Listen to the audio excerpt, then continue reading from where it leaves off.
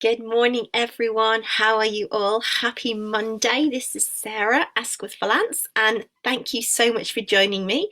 If you can see me, if you can hear me, say hi, jump on, because Facebook is being a little minx at the moment, and I don't know if you can see or hear me, but good morning, everyone, if you are joining me live, and if you're here on the replay, then it's really great to have you with me. So as you can tell by the title, we are talking about morning routines. Now, I've had a morning routine for quite a long time, purely and simply because for the last 3 years, I've been working from home and having my little boy. So, as you know, we homeschool him or world educate him or whatever you want to call it. So, I know a lot of parents at the moment are actually going through this position and it's new to them, but it's kind of, yeah, it's pretty old school for us. So I thought I might just pop on today and try and, yeah, offer a bit of advice, a bit of support. If you are going through this and it's brand new, this may be of some help with regards to morning routines and how to actually get all of your work done at the same time. So, yeah, I'll start by talking really what I do, but it's, I have to say there's no hard or fast rules. Um, yeah, everybody is different, every family is different, um, every business is different. So, it depends at what time of day you need to actually work. But I can talk about what I do, which will hopefully help because I know a lot of people work in a similar way to me who are my clients and who follow me. So, my day starts at 5, and that is purely because I have a little boy. So, from 5 till 8, I start work and do a morning routine. So, my morning routine really starts with me. I get into the right mindset. As you know, as a neuroscientist, I talk about mindset quite a lot. It's my thing, it's my topic. But yeah, I get into the right mindset. That's the first thing. So I start, in fact, I do start actually the night before and I write down everything that I need to do for the next day. And it's all my particularly what I call non-negotiables. So it's anything that I can't miss during that day. So it's going to be certain people I need to contact, emails I need to send, videos I need to make, and people whom I need to coach. And they're the kind of the main non-negotiables for my work day. So that gets a list the night before. And then I know, well, first of all, I can go to sleep and I don't have things going around in my head. And secondly, I know in the morning exactly what I need to do, and I need to start and make it happen. So yeah, I take a look at my list and then I just kind of run through and see what's what for the day. And then I will take some time to just sit quiet and journal. And I just write down, I do a lot of gratitude work. It's huge for mindset work as well. I do a lot of gratitude work. I do meditation, which just calms everything down, clears everything out, gets me a really good grounding for that start of the day. Um, then I will either take a little bit of exercise, usually just a walk. It doesn't have to be long. It's just to get everything up and moving. And then I get hot water and lemon. And I usually have that in the mornings as well. Now, this is all, hopefully, fingers crossed, while my little boy and my husband are still asleep. It works for me. It just gets that kind of time going. Now, yeah, Atticus, my little boy, will kind of wake if there is nobody else around in bed hanging out with him. So, yeah, it's the kind of situation where you just crack on and get things done as soon as you can. So yeah, it's hot water and lemon just to get my digestive tract kind of like just slowly starting to work. Meditation just to get the old brain in the right place to start the day. A bit of exercise just to keep moving and get my body physically going for the day. But again, it's not anything crazy. Just to walk around the block, and then yeah, checking over to see, what I've got planned. So that really is from about, that section's probably about from 5 till 6:30. And then I know my family's going to be up pretty soon. So we eat breakfast at 7. And then probably 7:30 till 9, I do a bit of work, and that's either writing emails or, jotting down, making some calls or doing some writing or, anything like that. Just my kind of work related things. So whatever you do, it's probably a good time if you are considering an earlier start to do stuff like that. So homeschool generally starts about 9 o'clock. Now I'm really lucky in that I have a little boy who is, well, yeah, he's super, super clever. If you don't know, I have spoken about him before. He's autistic. So he is, he's got what he classes as like a super brain.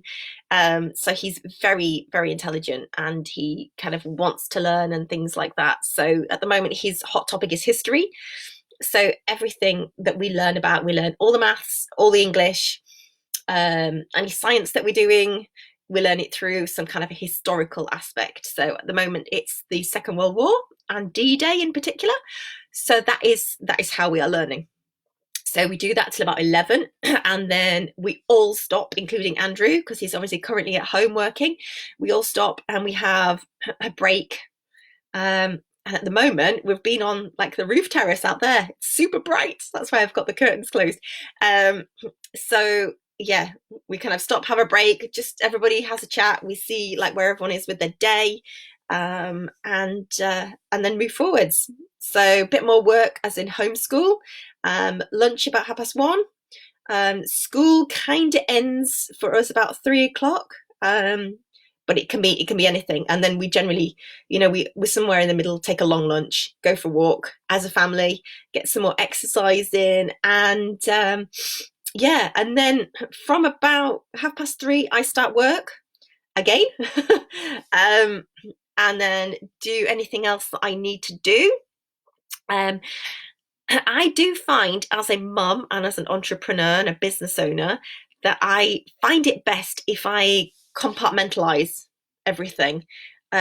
So if I am working, I am working. If I'm with Atticus, I am with Atticus 100% of the time, because I found that trying to do both, it kind of gets your brain screwy, whereas you're trying to think about home ed stuff when you're working and thinking about work when you're trying to, educate. So it's it's not the best to try and just do it all at once. So I really compartmentalize everything.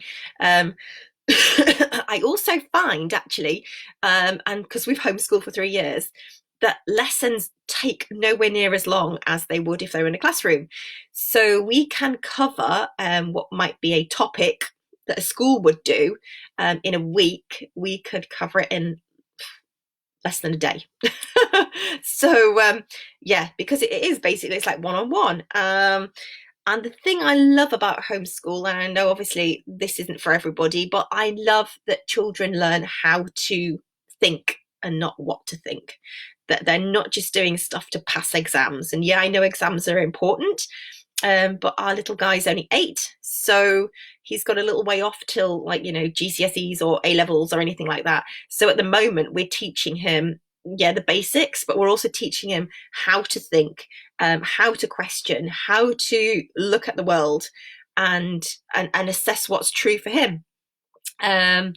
So it's so homeschool for us is possibly different to other people. I know that many of the families have it really, really structured, and they just decide that this is what they're going to do. They're going to follow a curriculum, and they start at 9 and they sit at the desk and they will follow as the school does. So everyone is different, but I find that compartmentalizing what you do really, really does help, rather than trying to be a business owner and to be a homeschooler, which I know a lot of us are doing at the moment. Yeah, and then my day depends on how busy I am. I mean, I'm currently I've just launched actually a program helping entrepreneurs at the moment to pivot their business. Um, so that's had a couple of weeks of being quite long intense days just to get everything into place and get everything planned for my amazing clients who are joining me. And if you were actually called to do that, you know, there's always a I've always got time to pick up the phone and have a chat with you, see if there's any support I can give. But yeah, again, those phone calls are at a certain time, because it's not just me. It's, you know, we are now working around family situation. So yeah, it's I find basically just keeping everything structured and in place, but then actually having the ability to go with the flow when things just don't seem to be kind of working to kind of the way you wanted them to. Now, how I end the day is I always have a phone call, or a chat, with somebody, and we just assess how the day went. You know, it's kind of like a little mastermind session. What did you achieve? What did you want to achieve? And how are things looking? And that is really how I round my day. In fact, that's how I also start my day. This is what I have in place. These are maybe the 3 or 5 things that I need to achieve, at the end of the day, and then having someone accountable. So I would say if you can have an accountability partner during this time, it's really good, because obviously we are all at home working alone in a certain way, but you know, you always have that ability to pick up the phone or to be on Zoom. So if you can grab an accountability partner, that's even better, because that just keeps you definitely on track. um so that's my little tip for the day, everybody. I hope it's been helpful. Yeah, I'm going to catch you very soon. The screen's going all crazy. I'll catch you very soon, because later on I'm going to be doing a Monday mindset session, on thinking like an entrepreneur, with the mindset of an entrepreneur. So until then, thank you so much for joining me, and I will catch you soon. Take care. Bye for now.